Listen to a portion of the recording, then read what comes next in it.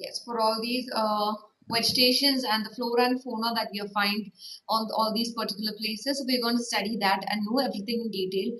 And I'm going to make it more simpler and in a way that it will be easier for you to understand all the factual informations. I'm going to give lots of clarity and concepts and understandings with this factual informations. So I think we should start on with the classes. And first thing that we have to understand is that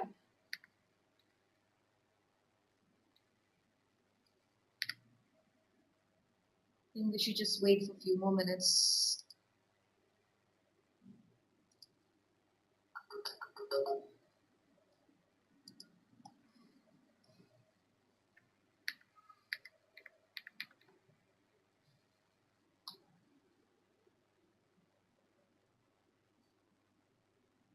1 second.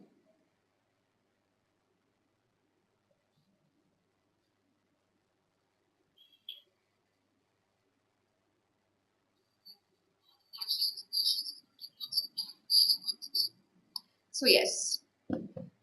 I think we should start off with it. And the first point that I would like to say is that what is natural vegetations? Natural vegetations are those, plants or trees or any forms of vegetations which are indigenously being found. That is, for example, all these plantation of cultivations are artificially being grown by humans' intervention. But all these natural vegetations are those vegetations which grow by themselves, by naturally. And there are lots of factors and lots of contributing reasons why we have all these natural vegetation. So we're going to know that first. And what are the contributors? What are the factors which affect the natural vegetations of a particular places? The first one is the climate. Climate in the sense that both the precipitations and the photoperiod. Photoperiod is actually the amount of sunlight it receives. For example, if you look into the arid places, I hope you have a thorough understanding of all the classes, all the questions that I took yesterday about the landforms and all these, soils being found here in India. And from that, we can understand that if you have thoroughly understood yesterday's class, that was that, for example, this evergreen places, they're going to receive high amount of rainfall. That is all these, western Ghats and eastern Ghats, they're going to receive the most highest amount of rainfall. For those reasons, this is going to contribute so much to the vegetation part. Also, yes, the soil also has to be a biggest factor and contributor to it, but there are other reasons. And suppose the other example that we could take into, that is all these northern Himalayan regions, the greater Himalayas, what we can find is that the vegetations will be comparatively limited. When we go up higher the altitude that we go, the vegetations, all the plants, flora and fauna, both will be very limited as we go up. So all these components, all these factors are going to decide that what type of vegetations and what type of wildlife that we are going to get and we are going to receive. So yes, so first one is that the temperature or the climate. That is, the character and extent of vegetations are mainly determined by the temperature along with humidity in the air, precipitations and soil. On the slopes of Himalayas or the hills of Peninsula about the height of 915 meters, the fall in temperature affects the type of vegetations and its growth and changes in tropical to subtropical temperature and alpine vegetation. That is, for example, we have come across a concept called as desert. So we have the hot and humid desert and the other type of desert. What is that? Cold desert. And no matter, sure enough, snow is form of like a precipitation. Snow, when we melted, they become water.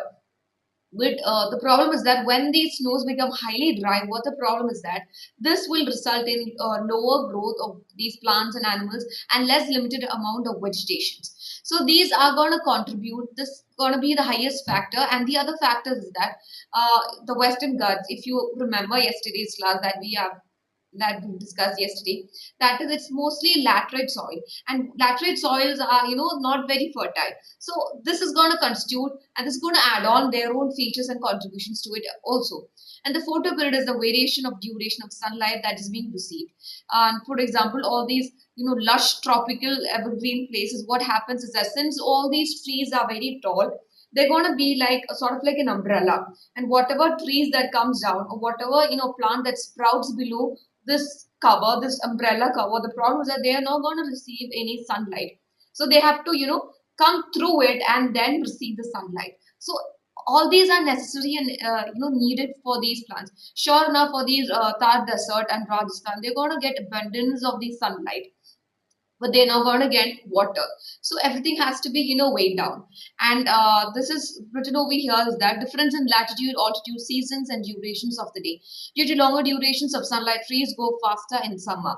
And what are the factors are responsible for the huge diversity in flora and fauna kingdom? The first one is relief, land, and soil. Relief is the, I think we have discussed last class, that is the topography of these lands. Suppose, it's a hilly area. So this plants or the vegetations that are being grown in this place will be different to all these flora and fauna of these plateaus on plains or these hilly areas. So it's going to be entirely different, and all these relief and topographies are going to have their own, specific categories pertinent to these own, vegetations. So this is going to contribute a large by, lots of it. And nature of land influences type of vegetations, and fertile land is generally devoted to agriculture, that we all know, that is the northern plains. And if you could look into that, is all these Punjab and all these places, they are, these people, almost 80 to 85% of people, they are, working as, the primary farmers or the secondary farmers. They are into the cultivations and farming business. The reason is that they have such fertile lands. So this is going to contribute that also into it. And adulterating and rough terrain are areas where grassland and woodlands develop and give shelter to varieties of wildlife. Suppose in Thar Desert, this is an example which I'm trying to be more specific to Indian examples, because geography, yes, we're gonna have lots of, informations and facts about the world geography, but Indian geography is also important. For those reasons, I'm giving examples which is in perspective to the Indian examples.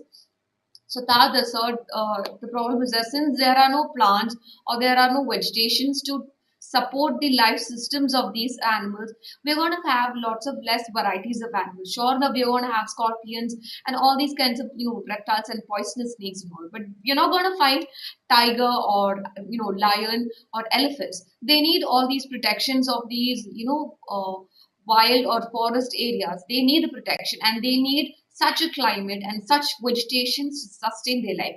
That is, what does the lion or tiger need? They need all these, herbivorous animals like deer and all these, the ones in the lower sections of the chain or the food chain. And what does elephant needs? Elephant needs water and the other products. So for all these things, the animals, the wildlife is also dependent upon the vegetation, and vegetation is directly dependent upon the climate, soil, and all the climatic reasons for it.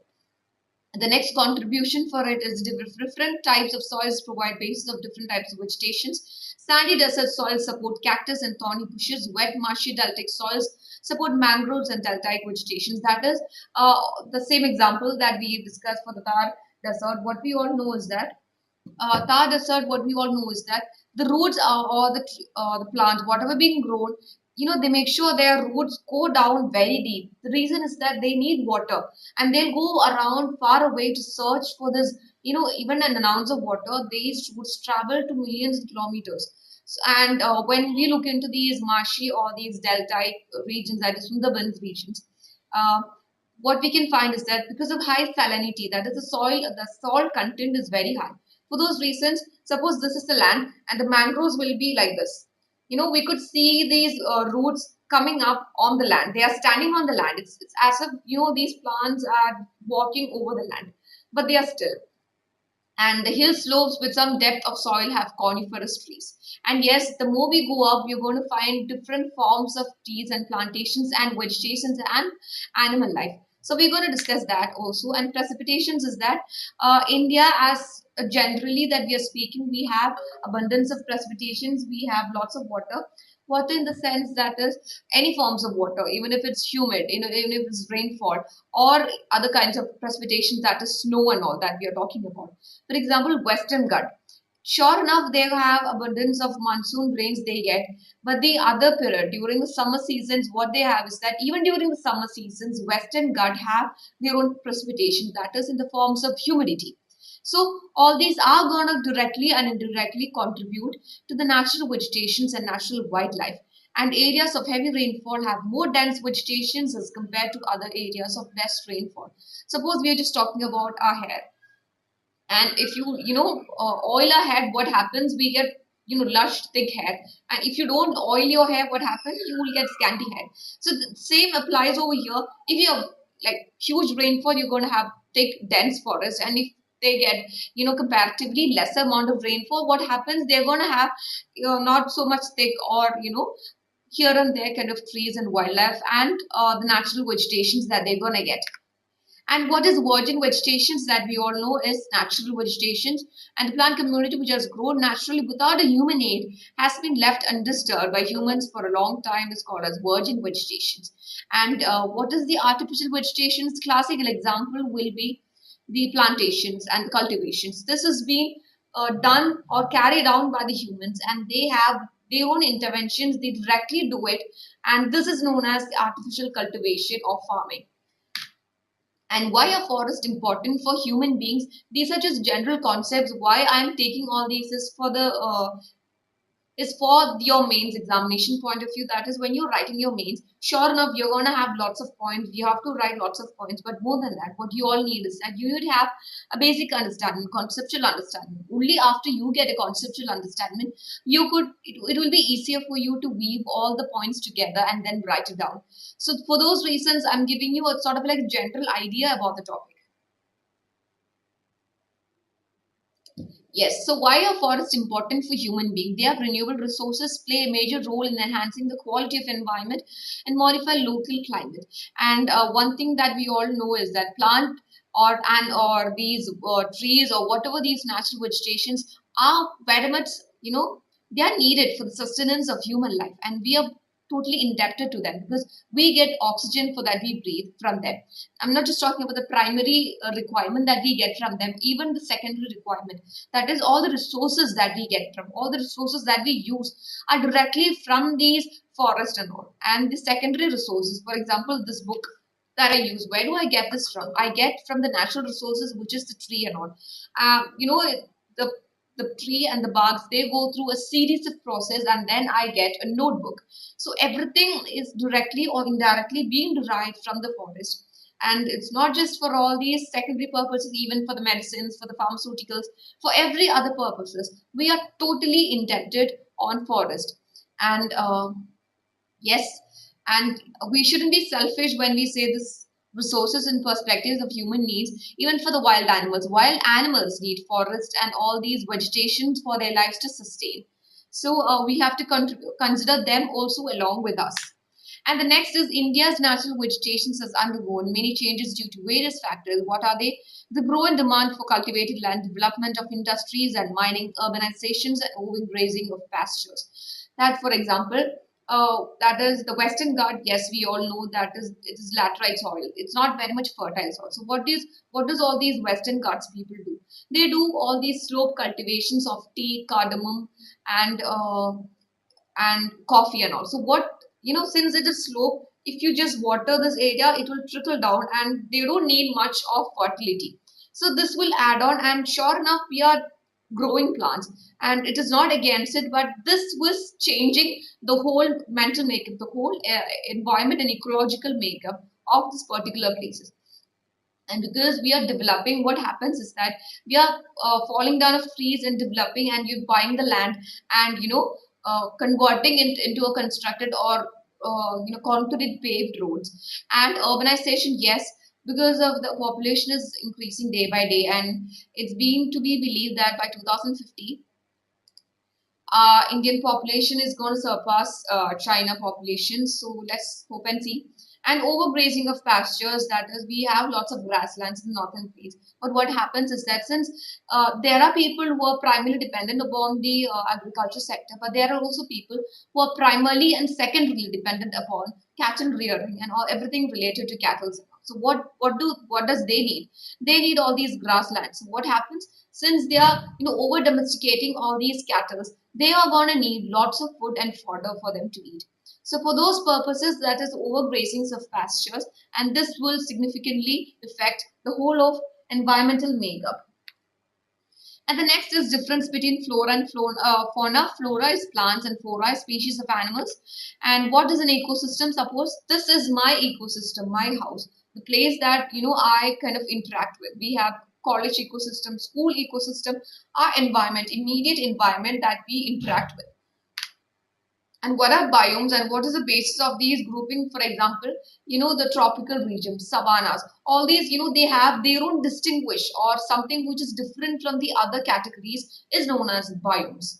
And I'm just rushing through these portions because these are less important, but still I'm just, covering the portions just so that it will be easier for you to understand. I'm not just going to give out all these factual informations and ask you to by heart, because it's practically impossible for us to have all these factual informations and then just throw it down on the paper. You need to have a clarity or conceptual understanding so that only then you could understand the factual concepts as well. So the five types of biomes that we find in the world is forest, savanna, grassland, desert, and tundra. So we're going to discuss that everything elaborately. And these that is the forest. Forest is going to have their own characteristics, which is very much different from these, tundra or savannas. So these are going to be very much distinguished. So we're going to understand how they are distinguished and what are these features of each categories of these biomes. And the importance of natural vegetations and forests is the base of natural source of country and ecological view is that forests help in accordance of rainfall, promote soil conservations in catchment areas. And yes, these are the examples that we have gone through earlier. And I don't think I should just go on again. And the point of economy, yes, humans as nature, we are always upon the economy. And what does it benefits us? So that's the first or prime important questions that every humans ask. So, we should just leave that. And this is the natural vegetation. This is just a chart. It will be easier for you to understand. We have three distinct type. Yes, we have lots of type, but we're going to broadly classify. That is broadly in the sense we have definitely many categories, but the broader sense that we're going to understand first is forest, then is grassland, and then is shrub. Forest is the thick trees that we're going to find, like a typical Brazilian or the Amazon forest. And grassland is these the African grasslands that we see in Madagascar. And shrub is, for example, these tar desert or all these, thorny shrubs that we see in all these deserts. So just understand there are, for us, for the point of view for the UPSC, we just have just three classifications. And yes, there are sub classifications under that. But for the time being, just understand there's only three classifications: forest, shrubs, and grassland. So under forest, we have tropical and temperate. We are not going to by heart, but we're just going to understand tropical. What does tropical mean by tropical? Is something which is closer by the equator. Suppose this is equator. Everything which is around in and around these areas, that is between Tropic of Cancer and Capricorn, that is between the equator. So this is tropical, and the temperate is above the Tropic of Cancer and Tropic of Capricorn on those pieces. So this is temperate, and between the equator, which is in and around the places of equator, is known as tropical, and that is temperate. So that is easier for you. And the grassland also, for all the categories, they're going to be tropical and temperate, except for the shrub. That is we all know for desert is an extreme climate. So there's either going to be a very extreme hot climate or either going to be a very extreme cold climate. But for the other two categories, that is the forest and grassland, it's just going to be tropical and temperate. And for the grassland, tropical and temperate. Tropical is between or in and around the equator, and temperate is above these tropical of Cancer and tropical of Capricorn. All right. So if you have any doubts, or if I'm not, if I'm not conveying into you, just let me know that in the comments. Okay, so I really hope that you could understand that. Yes, so that is temperature, I mean temperate and tropical. And tropical is for the forest, when we look into it, we have two types. That is tropical evergreen and tropical deciduous. Tropical evergreen, as the name suggests, that is, it's always green. Okay, for example, all these Amazon forests that we find, they are going to be they're going to have green throughout the year. For example, if category A type of tree is shedding their leaves, but category B will not be shedding the tree during those times. That is, all the trees wouldn't be shedding together uh, at a same time. And that is tropical evergreen and tropical deciduous. I think most of Indian nation has tropical deciduous, so it's easier for you to understand. And we don't have the thick, lush forest everywhere. we have intermediate, all these forests and all these trees, we have intermediate, and you don't have this thick lush forest that we have throughout India. And the other one is the temperate. Temperate means which is not in and around equator, which is above the equator or above the tropical of Cancer and tropical of Capricorn.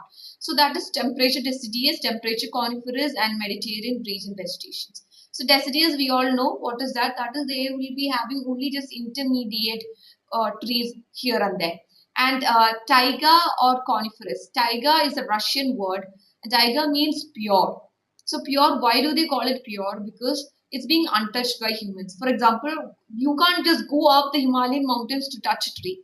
So that example is that, taiga is something which is, which is found in high temperate or cold areas, and these plants wouldn't be easier for humans to touch. So this is my way of studying or understanding the concept. So temperature coniferous, and where do you find all these coniferous? In these, snowbound areas. So that is the understanding. So that is temperate, coniferous, taiga, and Mediterranean regions is, for example, whenever I explain, try to have the picture in your mind so that's easier for you to understand. So what is Mediterranean?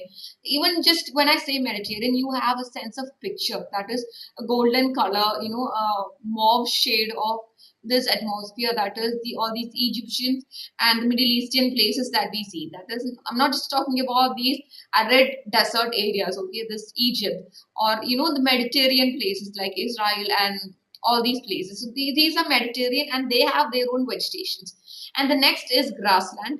And I'm just explaining this flowchart. Okay, I'm gonna give you all the basic understandings. I'm gonna go individually to all the categories, but I just hoping that this will be easier for you, because when I explain a flowchart, it will be easier for you to compare from one to the other. For that reasons only, I'm trying to convey right now itself. Yes. So tropical is same thing. Tropical is what? Above and below the equator. That is between the tropical of Cancer and tropical of Capricorn is tropical, and temperature is above this tropical of Cancer and tropical of Capricorn. I'm taking lots of effort to explain this portion is because I still remember studying this concept, I think back in sixth or fifth, and it was such a pain for me, and I couldn't study, and I was such a miserable student during those period. And so many categories of grasslands and so many categories of these desert and forest was there, and it was so confusing. And it was so confusing for me, and I was miserable during those period, and I couldn't study or understand the concepts even until now, until I started preparing for civil service. For those reasons only, I'm taking lots of pain and effort, and I'm taking out time to show that, because I knew it is so much confusing for me. So for those reasons, I'm trying to give out lots of explanations for it. And if you don't like this concept, I could go individually, but I think flowchart will be easier. First to have a conceptual understandings and then get on to these points individually. Okay. I have no issues with any category or any ways that whatever fits for you, just let me know that in the comments. I think this is easier. That's the reason why I was taking. And yes, for tropical savanna grasslands and prairies, I think for this we have to get to the points. And grasslands, that is, we are going to distinguish on the basis of the height of the grasslands. That is, there are going to be some grasses which are very long and very tall, but the others are going to be very short or lower to the ground. And the other one is the shrub, or the hot shrub, in the sense, what do we find shrubs are we going to find in desert. So we're going to be finding two types of desert. One is extreme hot and the other is extreme cold. And this is hot desert vegetations and hot cold desiccations. Vegetation. So these are the the basic categories of all these natural vegetations that we find. And what is natural vegetations are what being existed before the interventions of man. And natural vegetations, there are just three categories: grassland, forest, and shrubs. Shrubs, which is example, what does shrubs mean by shrubs, is actually desert, cold and hot desert. And forest is actually to refer to be as which have long or huge, humongous or thickly populated places are called as forest. And There's this fun fact over here is that tree forests cover approximately 9.4% of the Earth's surface, and yes, they are contributing the highest amount of oxygen for humankind. And forests, there are many categories: tropical deciduous, tropical evergreen, tropical deciduous, temperate evergreen, coniferous forest, and Mediterranean forest. Once you understand this simple category, it will be easier for you to have all the combinations. Once you understand what is tropical, and then you find what is the understandings of evergreen and what is the understanding of coniferous, it will be easier for you to, have all these combinations and then have a clarity about it. So that is the reason why I'm particularly trying to explain this flow chart and just individually try to understand the meaning of all these concepts, that what does deciduous mean by, what does coniferous mean by, and what is, the shrub or the tundra and the taiga mean by. So for example, if you have a tropical taiga or temperate taiga, it will be easier for you to, okay, so characteristics of that and this, so it will be easier for you to answer the questions for your mains. So these are the categories of forest. And tropical evergreen, that is, they are green throughout the year. Suppose a particular type of tree is shredding this time, the other types won't be shedding. That is, it will be naturally green. That is, suppose we are going through an aeroplane, and what we can find when we look down is that I'm stuck. So is my video buffering? Okay, I'm sorry. I think because it's night time, most of the people are using internet. I think because of that, net is buffering. So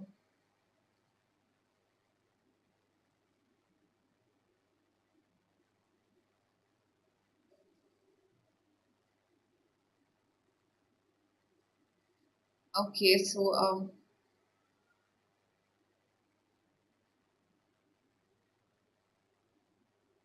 I think I should just get on with it. I think I'll.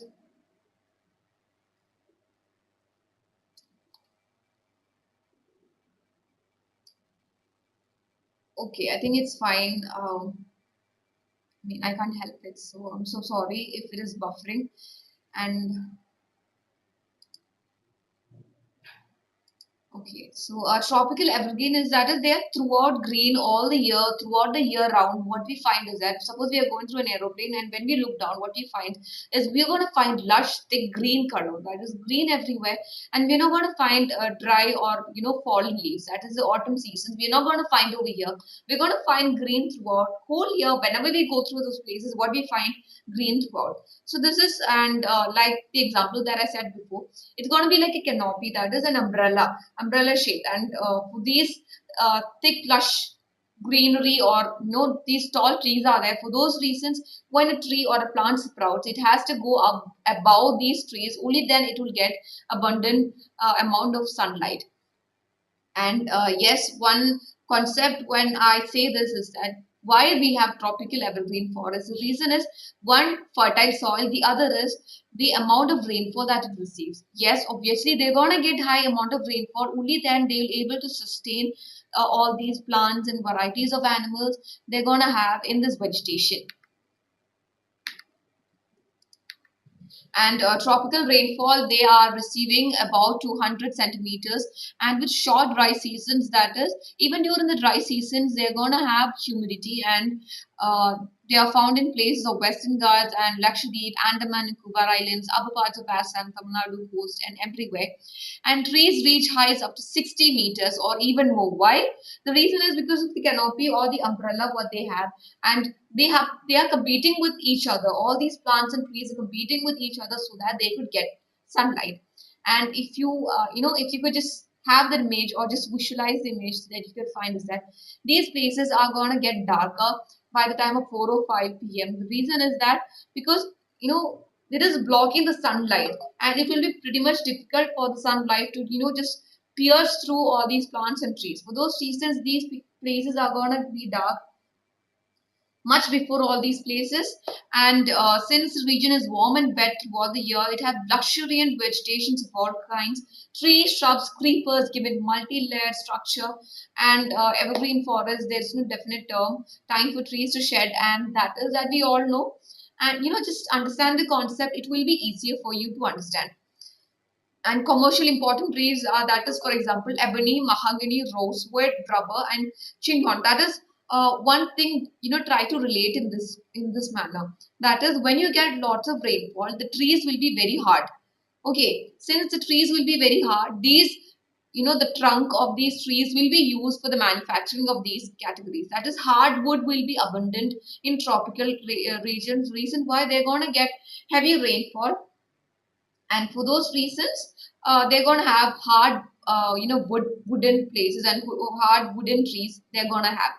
And common animals found is elephants, monkeys, lemur, deer, and one-horned rhinoceros found in jungles of Assam and West Bengal. So these are just basic categories. If you have like, for example, there's a place called Wayanad in Kerala.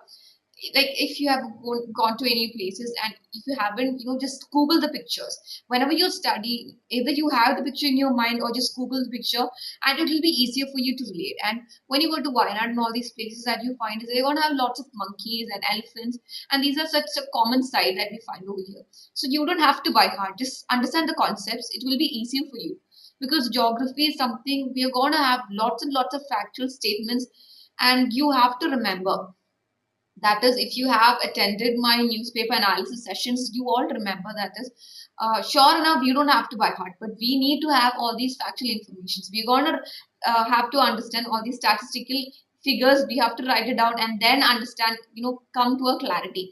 So for writing those pieces, we need to have informations in our mind. Only then we could just write it down. So I'm not asking you to by heart, just understand the concept. It will be easier for you to remember everything. And the other plenty of birds, bats, sloths, scorpions, and snails are, they are found abundant. And since these tropical rainforests and are wet, and they are wet and rainy throughout the year, they're gonna have lots of. And where do you gonna find humans more? The places that have lots of abundance of water and good soil. So same thing over here for the animals. Where you're gonna find lots of animals? Places that get lots of rainfall and high amount of rainfall and good soil and vegetation, that is the resources which supports them. And this is just an example. That is, all these categories, that is all these herbs, shrubs, short trees, dense canopy, and tall emerging trees. This is just, giving you a pictorial understandings. Am I still stuck?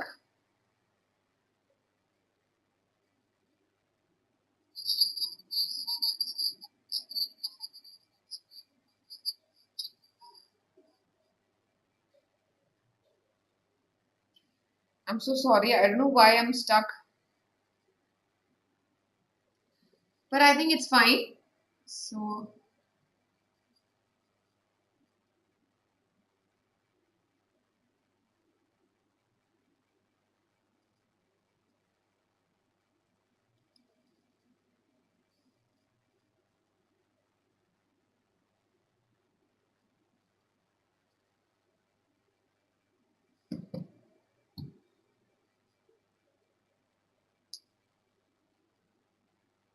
it's still stuck, it's still buffering.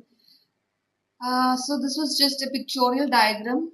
I'm just waiting so that you could see this diagram. It will be easier for you to have an image in your mind, and then it will be easier for you to relate.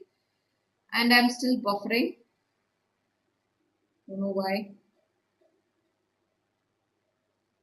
So yes, the next concept is tropical deciduous forest, and they require rainfall. That is, compared to the tropical rainforest, deciduous receive comparatively lesser. That is, the tropical evergreen or tropical rainforest, they're going to receive 200 and above, but these, deciduous forests are going to have lesser amount. That is, whole of India, what you find, we are not going to find rich forest all throughout India. We're going to find, all these intermediate trees and all here. So this is deciduous. Reason why they have, just below 200. That is 70 to 200. They are gonna get moderate amount of rainfall. That is the reason why. That is the reason why they have tropical deciduous forest, and they're called monsoon forest and most widespread forest of India. And trees shed their leaves for about 6 to 8 weeks in summer, And on the basis of availability of water, these forests are further divided into moist and dry deciduous. That is, they have two categories of deciduous. One is moist and the other is dry. And moist is what the grasses will be green, and dry will be the grasses will not be green. It will be sort of like a hay format. That is, how does a hay look like? Sort of like a golden color. And the common animals that we find over here is lion, tiger, pig, deer, elephants, and huge varieties of birds, lizards, snakes, and tortoises are also found. And I'm still buffering, and I'm so sorry.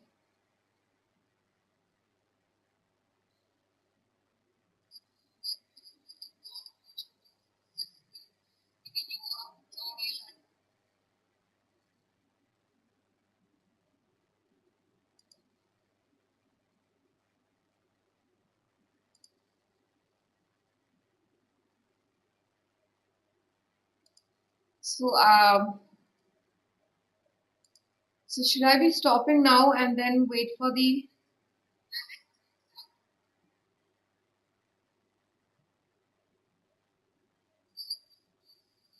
I'm so sorry. I don't have good connectivity. I think it was fine till yesterday, but not sure what happened. So, yes, the audio is fine, but the yes, but I need to explain with the writings as well. So, should I wait or should I just stop the class for now and then carry on with the rest of it tomorrow? What should I do? Just let me know that now. And is the audio is fine? So, is that sufficient for you? So,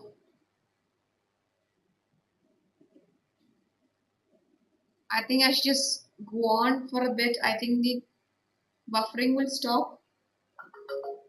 So yes, so tropical deciduous is like I've explained the flowchart. That is, whatever that we find here in India. Suppose all these Maharashtra places that we find. What do we find over here? We're going to find intermediate trees and plants over here. We're not going to find all these dens together.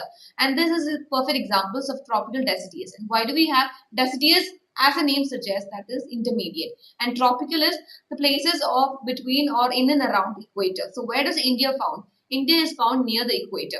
So that is the reason why it is considered to be tropical deciduous. So understand in those terms, okay? And tropical deciduous are the monsoon forests found in large parts of India, northern Australia, and Central America. And these regions experience seasonal changes. That is, for example, there will be a particular period in which all the trees will shed, and there will be a particular period in which the trees wouldn't shed, and it keeps on, changing from one season to the other. And the hardwood trees are found in these forests are salt, teak, neem, shisham, and typically speaking, all these North Indian trees, that is, these neems and shishams and teak are abundantly found in all these North Indian places. So this is a classical example of it. And hardwood trees are extremely useful for making furnitures, transport, constructional materials. Tigers, lions, elephants, langurs, monkeys are common animals of these regions. And even when we talk about all these tropical rainforests or tropical evergreen, we're going to find almost similar animals are going to be found over here. And with just a bit of variation from these two. One reason is that even tropical deciduous, even they get sufficient amount of rainfall, but not so much as the evergreen. Evergreen receives about 200 centimeters, but deciduous they get 70 to 200. So that is intermediate. They don't have dearth of any water, but they are sufficient, self-sufficient as such. And this is moist deciduous example. That is, these will be green in color. This is dry deciduous, and they will be, sort of like a golden color. And this is during the summer season.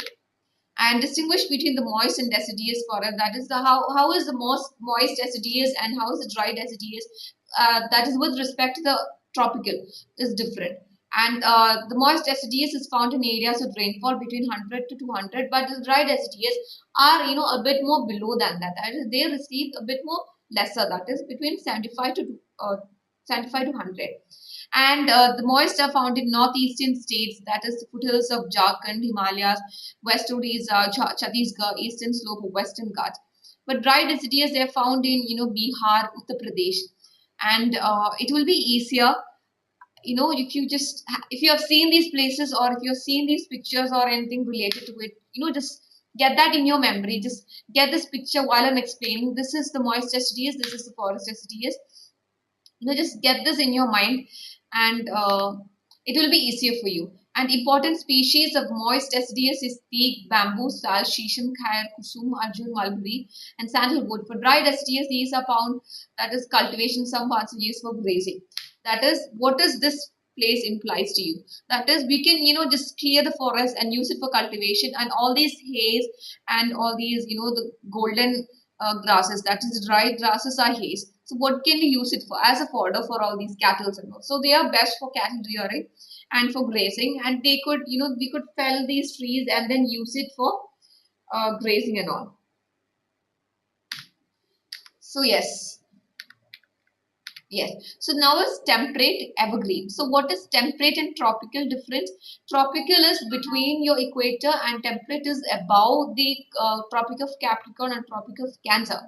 So temperate evergreen forests are located in mid-latitudinal coastal regions. They are commonly found along the eastern margins of continents. Example, in southeastern USA, South China, and southeastern Brazil.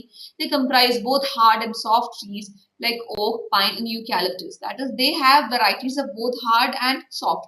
That is, evergreen, as the name suggests. Why do they have evergreen? That is, evergreen means rainforest. Okay, other name for evergreen is rainforest. So remember like this: temperate rainforest. So what does the name implies? Temperate. We can find the location. Okay, this is somewhere between above the Tropic of Capricorn and below the Tropic of Cancer.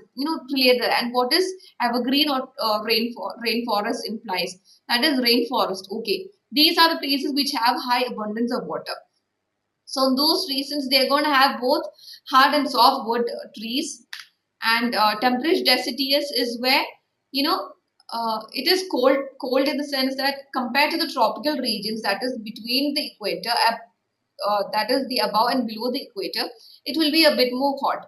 But the above these Tropic of Cancer and Tropic of Capricorn, these places will be colder because they are much more closer to these Arctic circles and Antarctic circles. For those reasons, it's going to be temperate. And deciduous, why? Deciduous, the meaning implies that is they're going to have intermediate forest. Reasons is why they're going to get only less amount of rainfall compared to the rainforest. That is, compared to the rainforest, they do get their own precipitation, but it will be lesser in comparison. As we go towards higher latitudes, there are more temperate deciduous forests. They are found in northeastern parts of USA, China, New Zealand, Chile, and also found in, I'm not sure of how you pronounce Chile or Chile, but I'm going to go with Chile, and correct me if I'm wrong, and also found in coastal regions of Western Europe. They shed their leaves. Okay, they shed their leaves in dry season, and their common trees are oak, ash, beech, and deer, foxes, wolves. And since they are deciduous, they're going to shed their leaves, and we're going to find some seasons in which there wouldn't be much leaves left. So relate in those terms. And temperate, for example, why temperate evergreen is different from temperate deciduous. Evergreen are going to have a bit more thicker amount of forest, but deciduous are going to have comparatively lesser. And why it's lesser? Because it's a bit more colder compared to temperate evergreen, or temperate evergreen. The other name is temperate rainforest. Okay, so compared to temperate rainforest, the plants are going to be less dense. So those reasons why we're going to have less dense trees. Why? Because it's going to be a bit more colder compared to temperate evergreen or rainforest. Okay, so for those reasons, we are going to find deer, foxes, wolves, and other animals that we associate with these places. And the birds are like pheasants, monals are also found over here.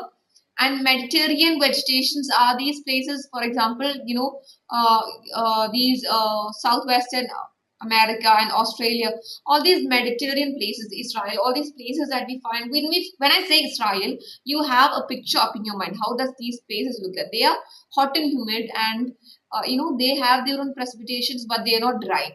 And the west-south margins of the continents are different, and they have Mediterranean vegetation. It's mostly found in the areas of Mediterranean Sea, Europe, Africa, Asia, and kind of vegetation is also found the actual Mediterranean region, California, USA, Southwestern Africa, Southwestern and South American, Southwest Australia. and these regions are marked for hot and dry summers and mildly rainy winters.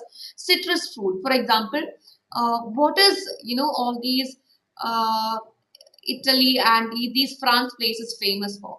They are famous for these vineyard wines, all these, abundance of marmalades, and all these jams. They are famous for all these vineyards specifically. So why do they have all these citrus fruit? Because it's hot, and yes, they have their own precipitations in the form of humidity, and they get, a moderate or little bit amount of rainfall. And this is how I relate. That is, okay, for me the idea is, okay, where Jesus was found. So that for me is Mediterranean vegetation, so it's easier for me to understand. And Jesus used to have, his lifestyle, he used to consume wine. The reason is why it was abundant during those places, and they had it locally found. And that's my idea of connecting it, because Jesus was there, he was Mediterranean, and he could get all these, citrus fruit. He could have all these wines, he could have grapes, and all these oranges. Figs are very much popularly used in bibles.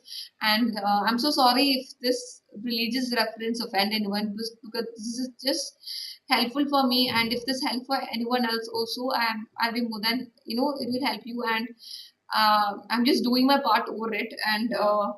And olives and grapes, yes, olives. If you have, come across any Bible chapters that you can find, is that they use lots of olive palms and all. So this is how I kind of relate with the Mediterranean vegetation. And yes, and one